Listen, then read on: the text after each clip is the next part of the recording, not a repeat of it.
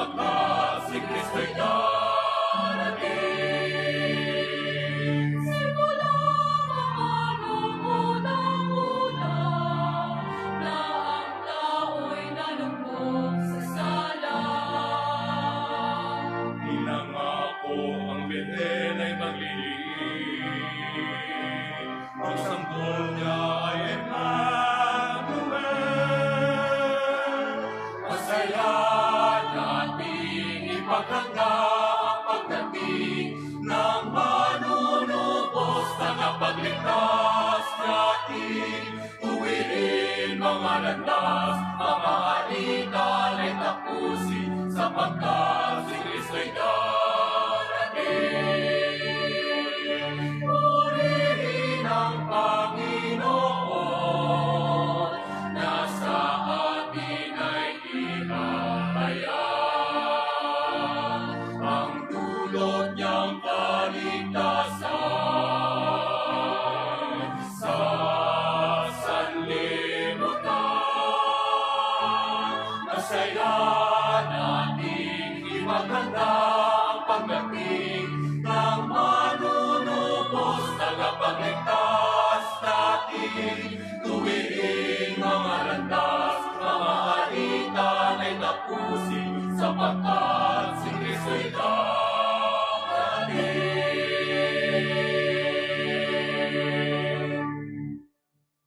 Simulan natin ang ating banal na pagdiriwang sa ngalan ng Ama at ng Anak at ng Espiritu Santo. Amen. Ang pagpapala ng ating Panginoong Jesucristo, ang pag-ibig ng Diyos Ama, at ang pakikipagkaisa ng Espiritu Santo naway sumainyong lahat. At sumayo rin. Mga ginigilig kong kapatid, patuloy ang ating paghahanda sa pagdiriwang ng kapistahan ng kapanganakan ng Panginoon. Subalit wag nating kalimutan na si Jesus ay dumating hindi lamang 2,000 taon na ang nakalilipas.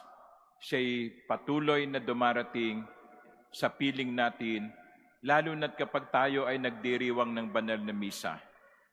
Ihanda natin ang ating mga sarili sa pakikipagtagpong ito sa pamamagitan ng pag-amin sa mga nagawa nating pagkakasala.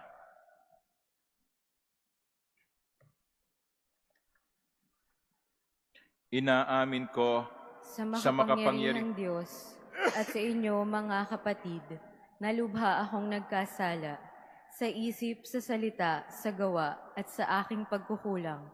Kaya isinasamo ko sa mahal na Birheng Maria, sa lahat ng mga anghel at mga banal, at sa inyo mga kapatid na ako'y ipanalangin sa Panginoong ating Diyos. Kaawaan tayo ng makapangyarihan Diyos, patawarin tayo sa ating mga nagawang kasalanan at patnubayan hanggang sa marating natin ang buhay na walang hanggan. Amen.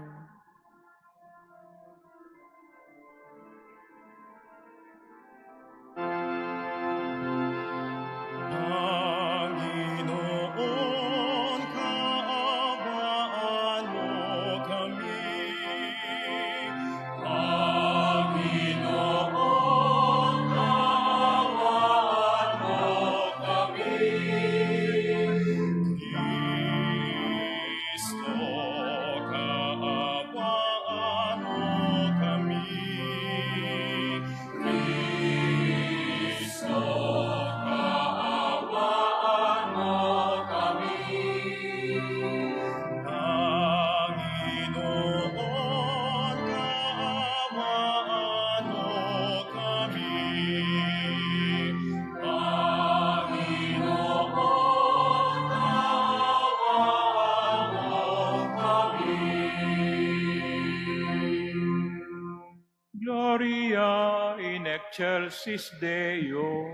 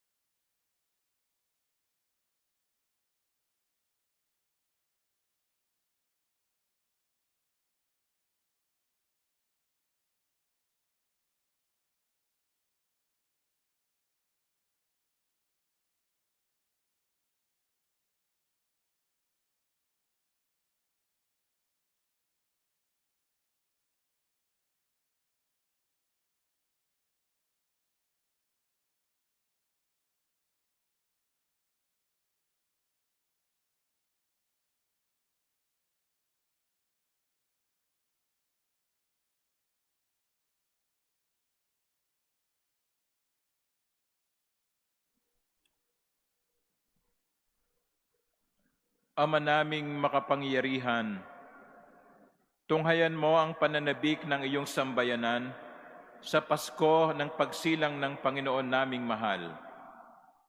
Pasapitin mo kami sa kagalakang dulot ng kanyang pagtubos at pasiglahin mo kami sa pagpapasalamat sa iyong kaloob. Sa pamamagitan niya kasama ng Espiritu Santo, magpasawalang hanggan. Amen. Magsiupo ang lahat.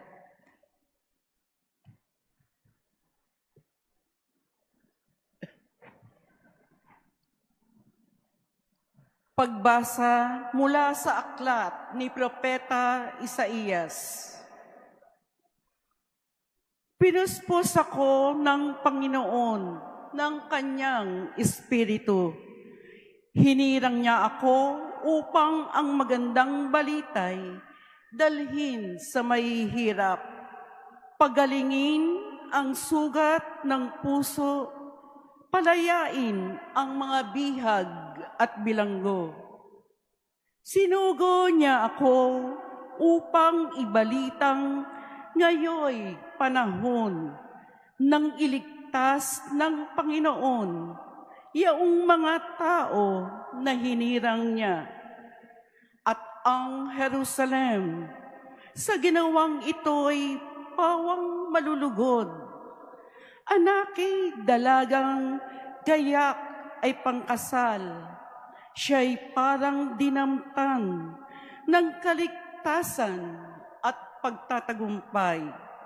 Kung paanong ang binhi ay tiyak na tutubo at sisibol, gayon ang pagliligtas ng Panginoon sa bayang kanyang hinirang. Dahil dito, lahat ng bansa ay magpupuri sa Kanya. Ang salita ng Diyos. Salamat sa Diyos.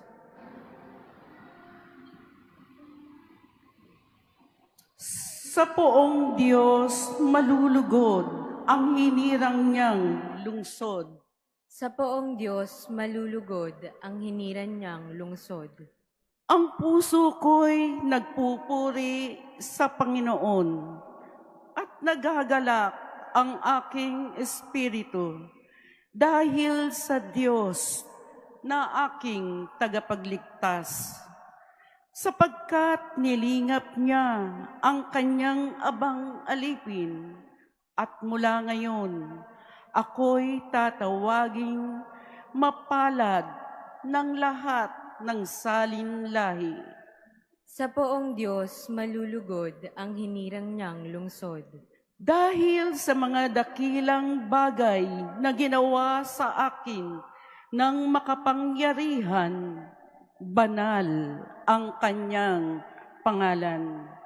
Kinahahabagan niya ang mga may takot sa kanya sa lahat ng salit-saling lahi. Sa poong Diyos malulugod ang hinirang niyang lungsod. Binusog niya ng mabubuting bagay ang mga nagugutom at pinalayas niyang wala ni anuman ang mayayaman. Tinulungan niya ang kanyang bayang Israel bilang pagtupad sa pangako niya sa ating mga magulang. Sa poong Diyos malulugod ang hinirang niyang lungsod. Pagbasa mula sa unang sulat ni Apostol San Pablo sa mga taga-Tesalonika. Mga kapatid, magalak kayong lagi, maging matiyaga sa pananalangin. Ipagpasalamat ninyo sa pangalan ni Kristo Jesus ang lahat ng pangyayari, sapagkat yaon ang ibig ng Diyos. Huwag ninyong hadlangan ang Espiritu Santo. Huwag ninyong hamakin ang anumang pahayag mula sa Diyos. Suriin ninyo ang lahat ng bagay at pulutin ang mabuti. Lumayo kayo sa lahat ng uri ng kasamaan. Naway lubusan kayong pabanalin ng Diyos na siyang nagbibigay ng kapayapaan at naway panatilihin niyang walang kapintasan ang buo ninyong katauhan, ang espiritu, kaluluwa, at katawan, hanggang sa pagparito ng ating Panginoong Hesukristo. Tapat ang tumawag sa inyo at gagawin niya ang mga bagay na ito. Ang salita ng Diyos. Salamat sa Diyos. Magsitayo ang lahat.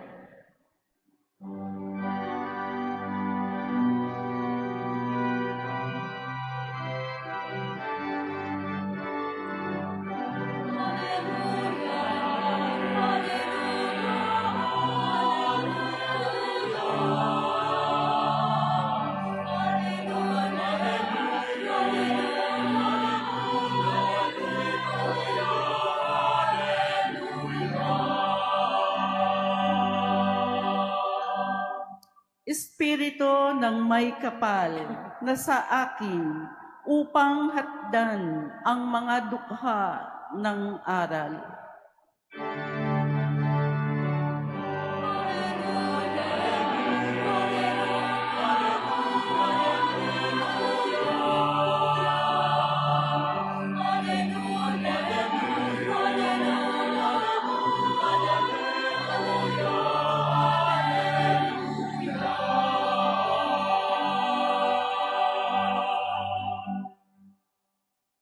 Sumainyo ang Panginoon. At sumaiyo rin. Ang mabuting balita ng Panginoon ayon kay San Juan. Papuri sa iyo, Panginoon.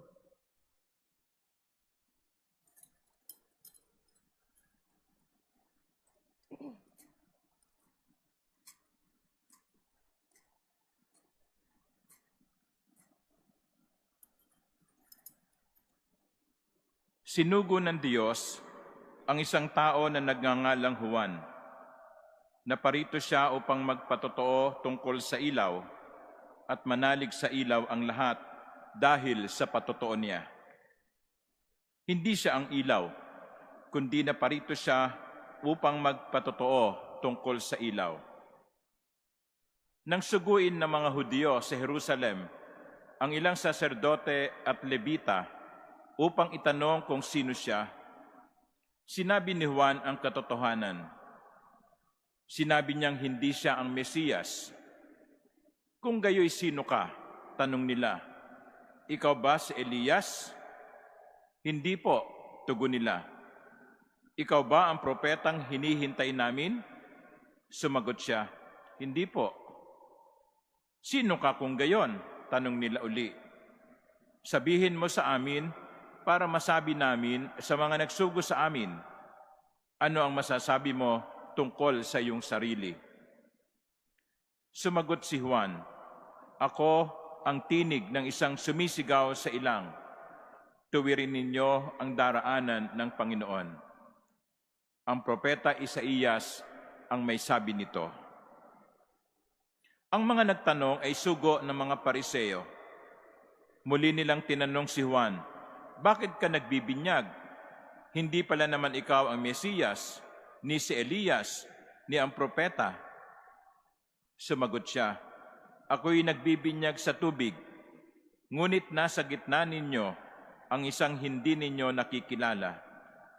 Siya ang susunod sa akin. Subalit hindi ako karapat-dapat magkalagman lamang ng tali ng kanyang pangyapak. Ito'y nangyari sa Betania, sa ibayo ng Jordan, na pinagbibinyagan ni Juan. Ang mabuting balita ng Panginoon. Pinupuri ka namin, Panginoong Hesukristo. Magsiupo ang lahat. Ayaw niyong gumising ng madaling araw, ha? Bagamat tayo ay nasa simbang gabi, kaya puti ang suot ng pari, tayo rin ay nasa 3 linggo ng Adbyento. Kaya nga po yung kandila sa Advent Wreath ay may sindi na ang 3. Kaya't ang mga pagbasa natin, kung kayo ay nagsimba kahapon, kagabi, ay siya ring pagbasa natin sa gabing ito. Bakit tinatawag ito na Gaudete Sunday o Linggo ng Kagalakan? Sapagkat malapit na ang Pasko. Kung ang unang bahagi ng Adbyento muna unang linggo at ikalawa ay nakatutok sa pagdating ni Jesus sa katapusan ng daigdig o sa katapusan ng ating buhay. Ngayon naman, ang focus ng ating pagdiriwang ay ang paghahanda natin sa pagdiriwang ng Kapaskuhan. Kaya, kagalakan ang sabi sa atin. Sa ikalawang pagbasa, narinig natin si San Pablo na nagsabi sa kanyang mga nasasakupa sa Thessalonica, "Magalak kayong lagi, rejoice always."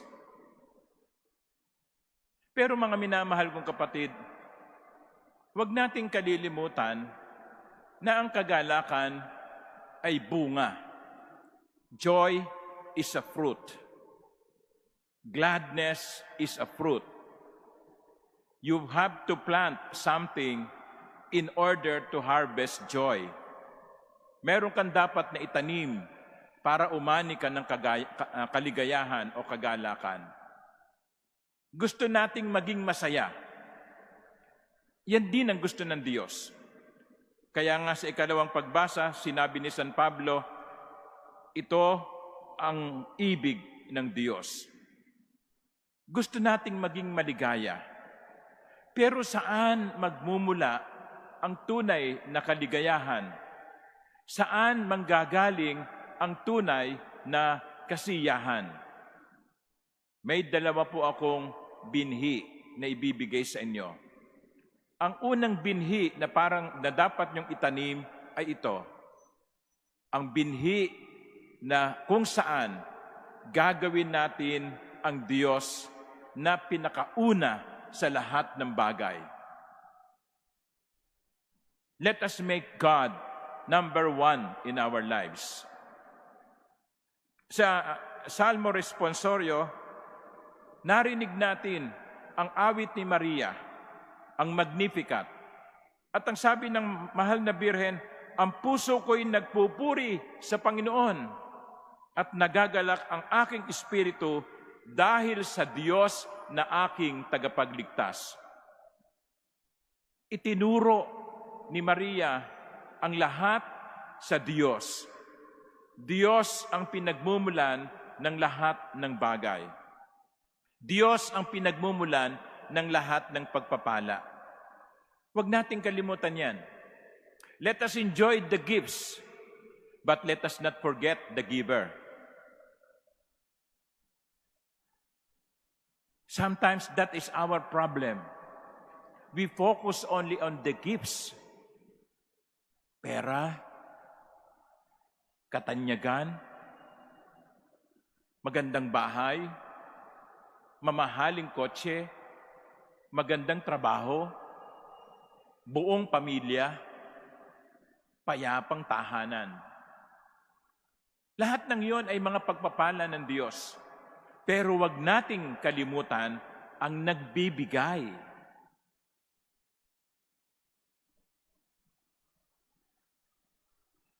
Kasi kung nasa atin man lahat ang mga material na bagay, ngunit wala naman sa atin ng Panginoon, wala naman sa atin ng Diyos, walang kwenta ang mga material na bagay. Look at some celebrities. Local and foreign. Popular. Ang daming followers sa Instagram. Millions ang sumusunod. Pag sinabi, ito ang kanyang ginagamit na damit, bili dito, yung mga tao, aasamin na makabili din ng ganung damit.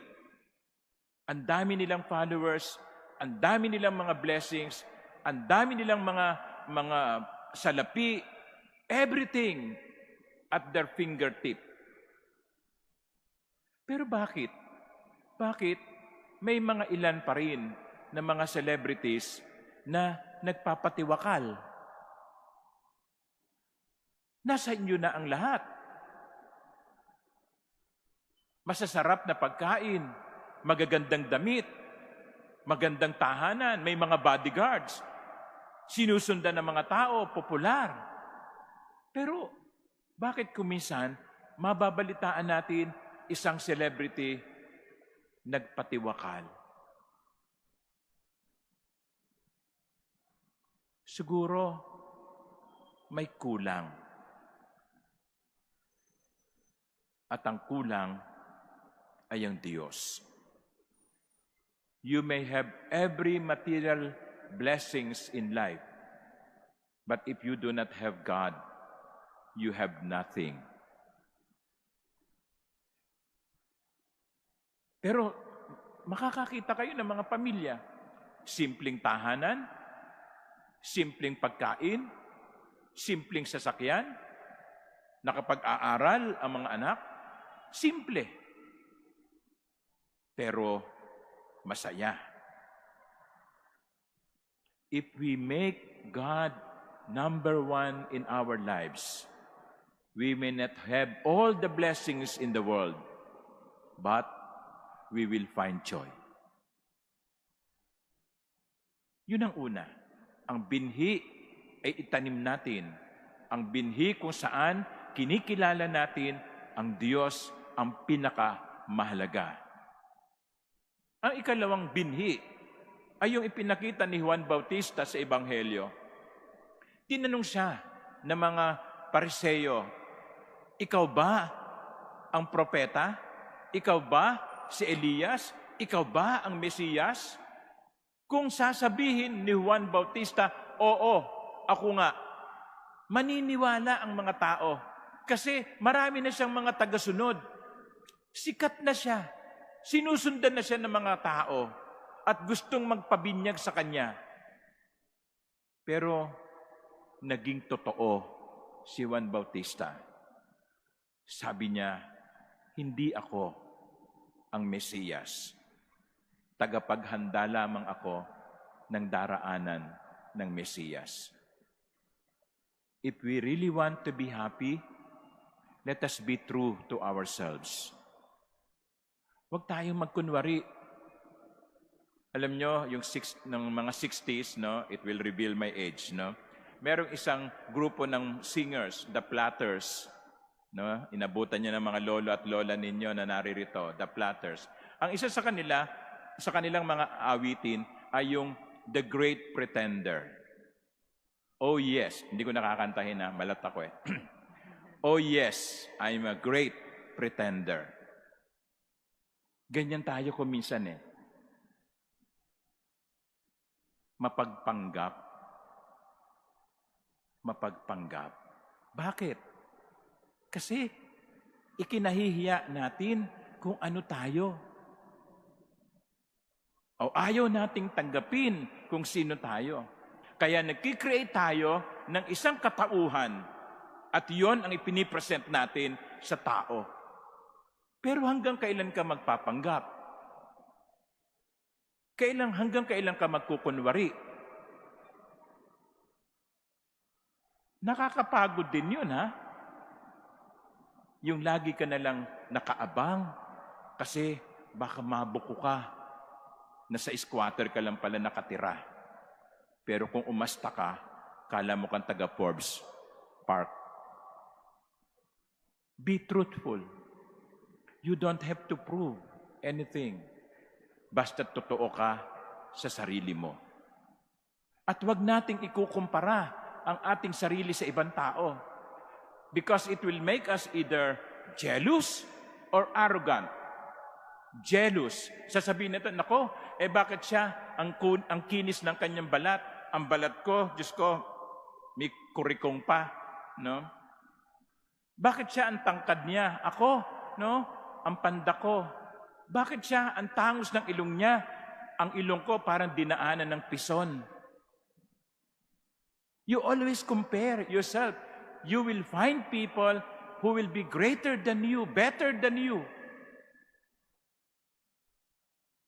At magiging malungkot ka kasi hindi mo siya matapatan. Naiinggit ka kapag ang kapitbahay mo may bago na naman TV. Mas malaki kaysa dati. Pero bakit hindi tayo masyahan kung ano meron tayo? Inggit. Yan ang sumisira sa buhay natin. Pero pag kinumpara naman natin ang ating sarili, pwede rin naman tayo maging arugante. Kasi may makikita tayo mga tao na below sa level natin. Walang pinag-aralan, no? Madungis ang damit, hindi marunong mag-Ingles, no? So either we become jealous or we become arrogant because we are not truthful to ourselves. And we will not be happy. Happiness is the fruit of making ourselves, accepting ourselves as who we are.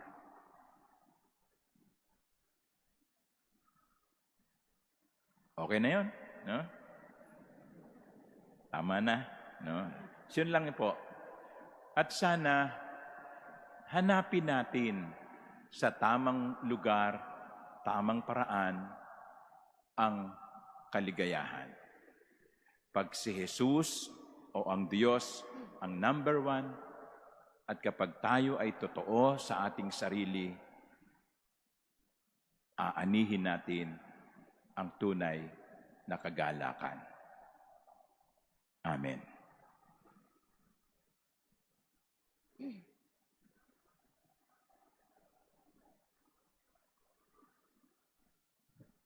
Magsitayo ang lahat.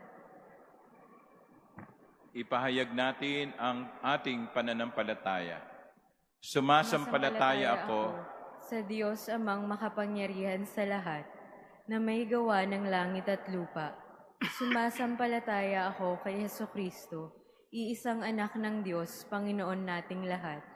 Nagkatawang tao siya lalang ng Espiritu Santo, ipinanganak ni Santa Mariang Birhen, pinagpakasakit ni Poncio Pilato, ipinako sa krus, namatay, inilibing, nanaog sa kinaroroonan ng mga yumao, nang may ikatlong araw na buhay na mag-uli, umakyat sa langit, naluluklok sa kanan ng Diyos amang makapangyarihan sa lahat. Doon magmumulang paririto at huhukom sa nangabubuhay at nangamatay na tao. Sumasampalataya naman ako sa Diyos Espiritu Santo, sa banal na simbahang Katolika, sa kasamahan ng mga banal, sa kapatawaran ng mga kasalanan, sa pagkabuhay na muli ng nangmatay na tao, at sa buhay na walang hanggan. Amen. Buong pagtitiwala nating idalangin sa dakilang Ama, na mapuspos tayo ng kagalakan at pag-asa habang hinihintay ang nalalapit at dakilang pagdating ni Kristong manunubos natin. Sa bawat panalangin ang itutugon natin ay, Panginoon ng galak, dinggin mo kami. Panginoon ng galak, dinggin mo kami. Para sa simbahan, naway buong galak niyang ipagtanggol sa lahat ng pagkakataon ang dignidad at kasagraduhan ng buhay ng tao. Manalangin tayo sa Panginoon. Panginoon ng galak, dinggin mo kami. Para sa mga pinuno ng mga bansa, naway labanan nila ang lahat ng uri ng karahasan at paghamak sa tao.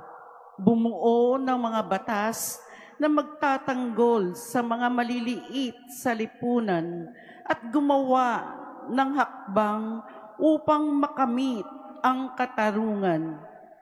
Manalangin tayo sa Panginoon Panginoon ng galak, dinggin mo kami. para sa mga biktima ng illegal na droga at terorismo, mga nagpupuslit o nangangalakal ng tao at iba pang mga pang-aabuso sa dignidad ng tao.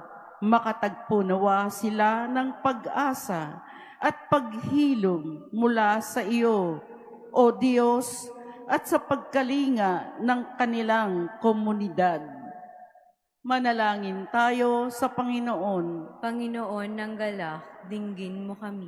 para sa mga sumasagip, mga nagpapatupad ng batas, mga nagtatanggol, nag-iingat at nangangalaga sa mga biktima ng mga karahasan, sa mga nagtuturo at nagpapalaganap ng pagkilos laban sa pagyurak ng dignidad ng tao. Maligtas nawa sila sa lahat ng panganib, manatiling tapat at mapuspos sila ng galak sa kanilang mga gawain. Manalangin tayo sa Panginoon Panginoon ng galak, dinggin mo kami. para sa mga namatay na biktima ng digmaan, karahasan at pagmamalabis. Maranasan nawa nila ang galak at kapayapaan sa piling ng Panginoon. Manalangin tayo sa Panginoon. Panginoon ng galak, dinggin mo kami. Tahimik nating ipanalangin ang mga intensyon sa misang ito, gayon din ang mga intensyon natin sa pagsisimba natin gabi-gabi.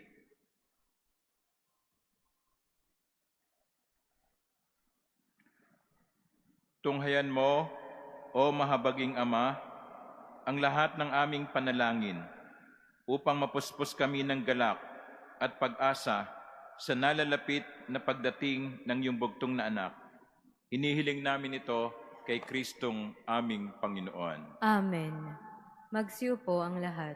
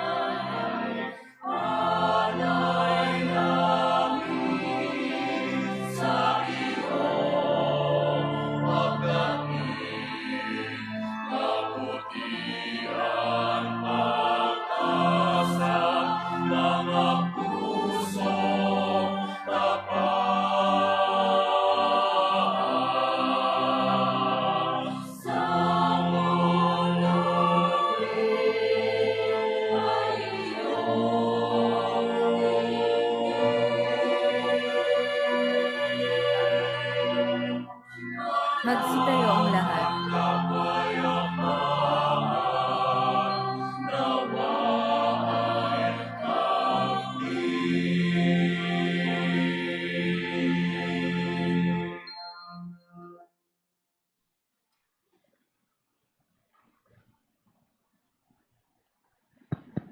Manalangin kayo mga kapatid, upang itong ating pag-aalay ay maging kalugod-lugod sa Diyos amang makapangyarihan.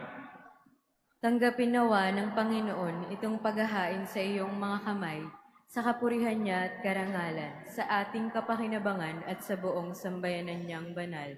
Ama naming lumikha, maihain nawang lubos ang matapat naming paglilingkod sa pagganap sa itinatag ng iyong anak at sa pakikinabang sa iyong pagtubos sa aming lahat sa pamamagitan niya kasama ng Espiritu Santo magpasawalang hanggan. Amen. Sumainyo ang Panginoon. At sumaiyo rin. Itaas sa Diyos ang inyong puso at diwa. Itinaas na namin sa Panginoon. Pasalamatan natin ang Panginoong ating Diyos. Marapat na siya ay pasalamatan. Ama naming makapangyarihan, tunay ngang marapat na ikaw ay aming pasalamatan sa pamamagitan ni Hesukristo na aming Panginoon.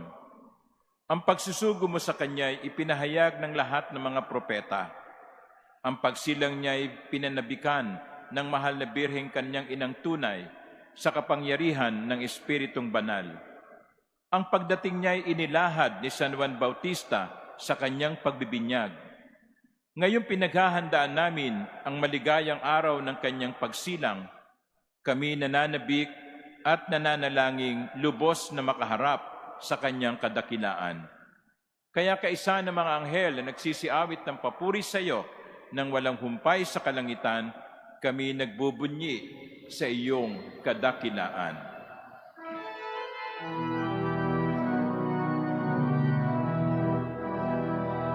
Santo, Santo, Santo, Panginoong Diyos ng mga hukbo.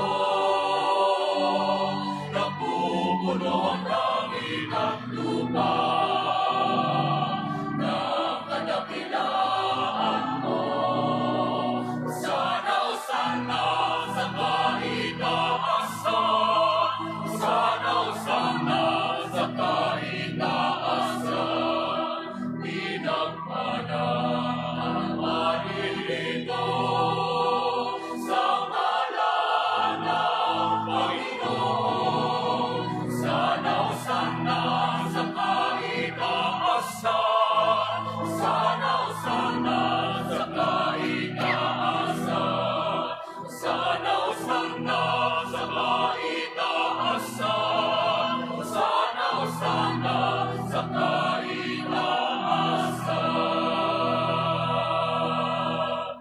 Magsiluhod ang lahat. Ama naming banal, ikaw ang bukal ng tanang kabanalan.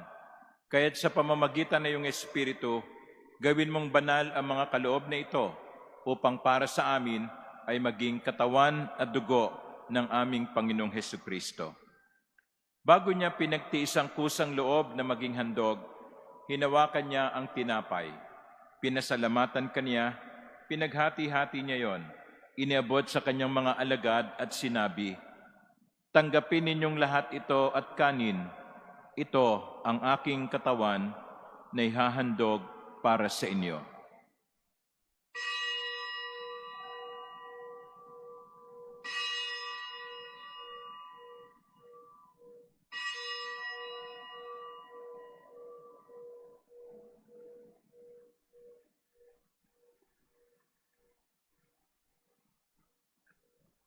Gayon din naman, nung matapos ang hapunan, hinawakan niya ang kalis. Muli kanyang pinasalamatan. Iniabot niya ang kalis sa kanyang mga alagad at sinabi, "Tanggapin ninyong lahat ito at inumin. Ito ang kalis ng aking dugo, ng bago at walang hanggang tipan. Ang aking dugo na ibubuhos para sa inyo at para sa lahat, sa kapagpapatawad ng mga kasalanan. Gawin ninyo ito sa pag-alala sa akin."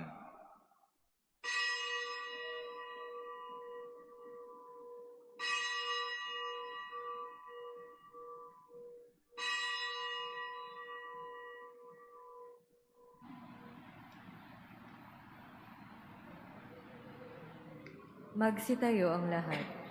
Ang misteryo ng pananampalataya.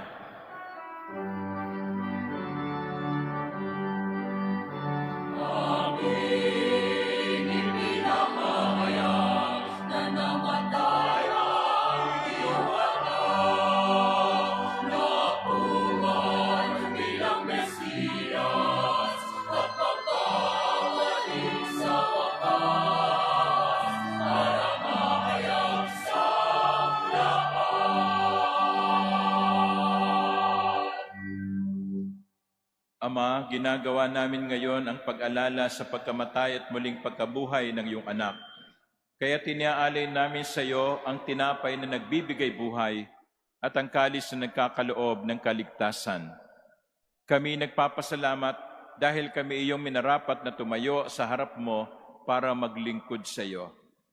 Isinasama namin kaming magsasalo-salo sa katawan at dugo ni Kristo ay mabuklod sa pagkakaisa sa pamamagitan ng Espiritu Santo. Ama, lingapin mo ang iyong simbahang laganap sa buong daigdig.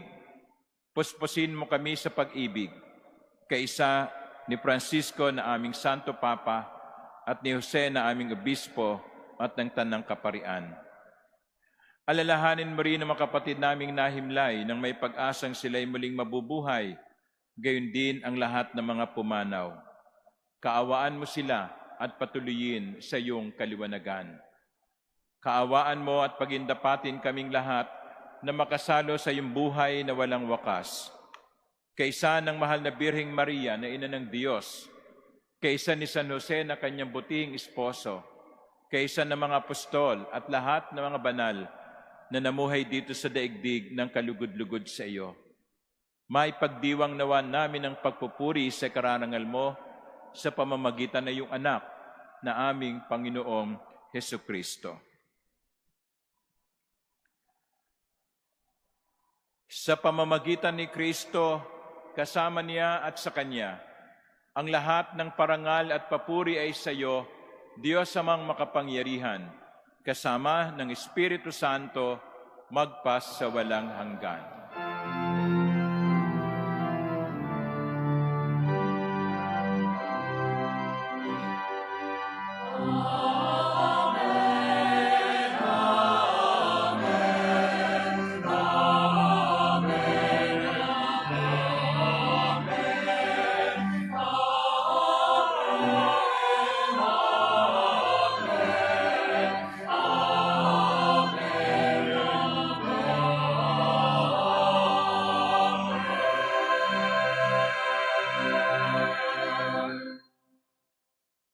Sa tagubili ng mga nakagagaling na utos at turo ni Jesus na Panginoon natin at Diyos, ipahayag natin ng lakas loob.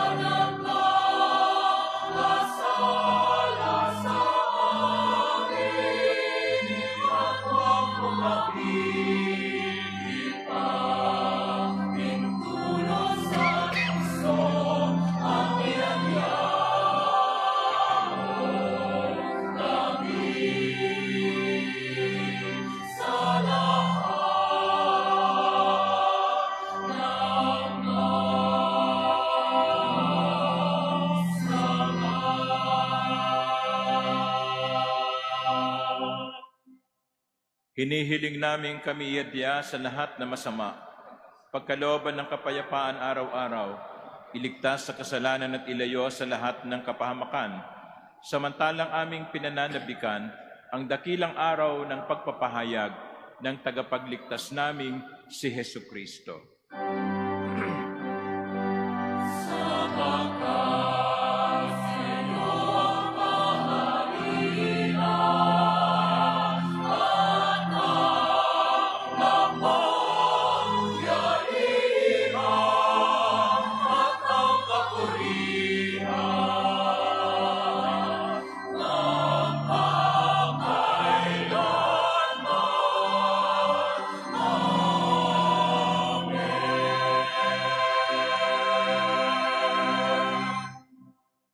Panginoong Jesucristo, sinabi mo sa iyong mga apostol, kapayapaan ang iniiwan ko sa inyo, ang aking kapayapaan ang binibigay ko sa inyo. Tunghayan mo ang aming pananampalataya at huwag ang aming mga pagkakasala. Pagkalooban mo kami ng kapayapaan at pagkakaisa ayon sa iyong kalooban, kasama ng Espiritu Santo, magpasawalang hanggan. Amen. Ang kapayapaan ng Panginoon ay laging sumainyo. At sumayo rin. Magbigayan kayo ng kapayapaan sa isa't isa.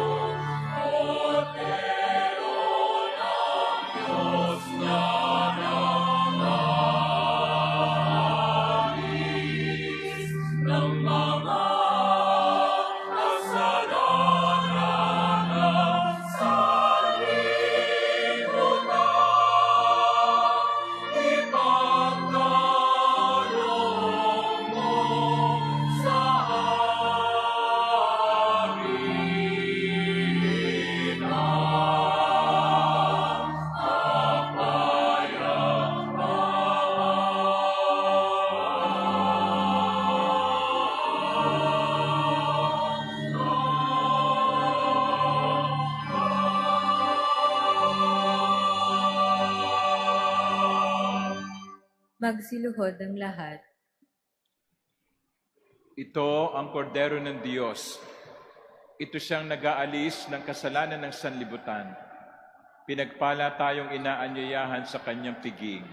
Panginoon, hindi ako karapat-dapat na magpatuloy sa iyo, ngunit sa isang salita mo lamang ay gagaling na ako.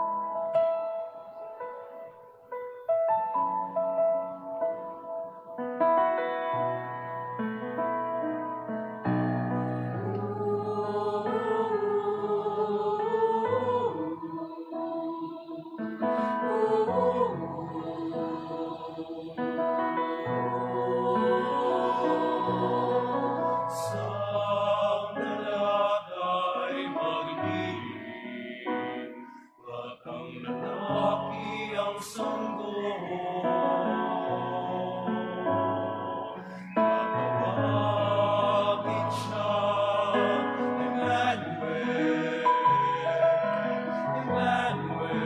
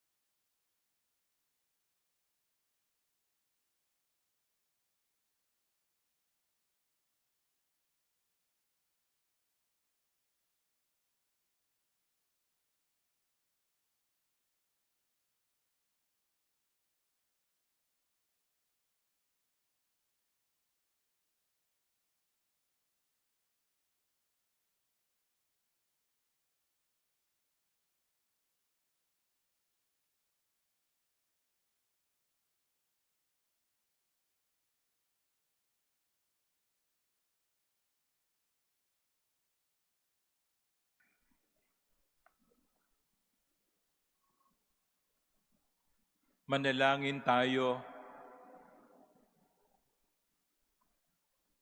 Ama naming mapagmahal, ang pinagsaluhan namin ngayon sa ikapagpapatawad ng mga kasalanan ay magpagindapat nawang kami maging handa para sa Pasko ng pagsilang ng iyong anak na siyang namamagitan kasama ng Espiritu Santo magpasawalang hanggan. Amen.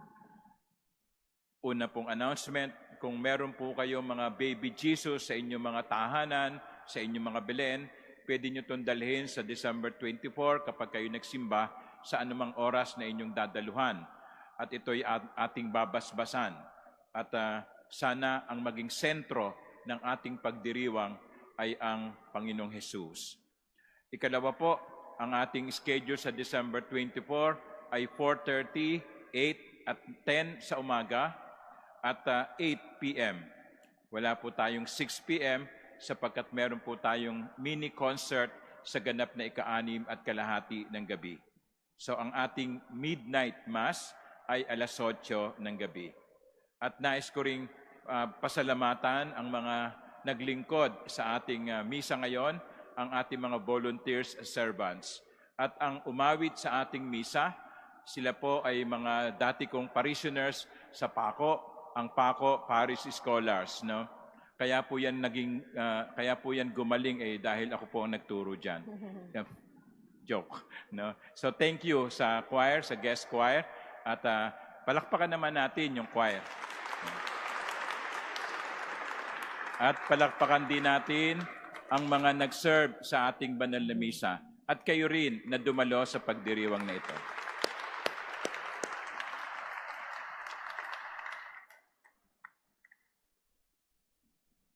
Sumainyo ang Panginoon. At sumaiyo rin.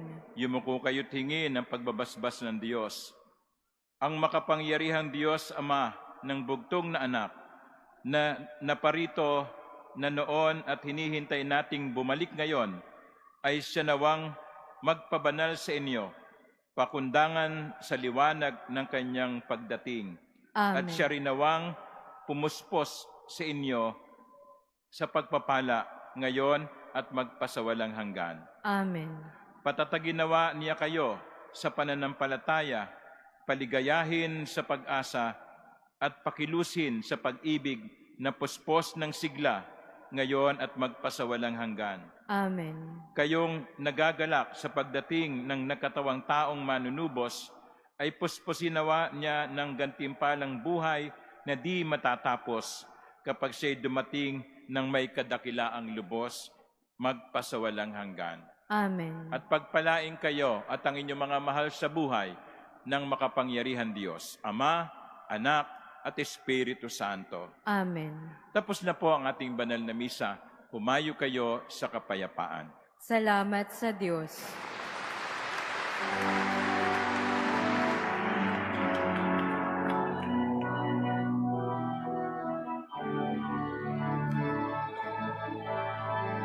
Salamat sa'yo, biyaya, sa mabuting balitang dala. Ipapamahagi iyong pagpapala, pag-ibig na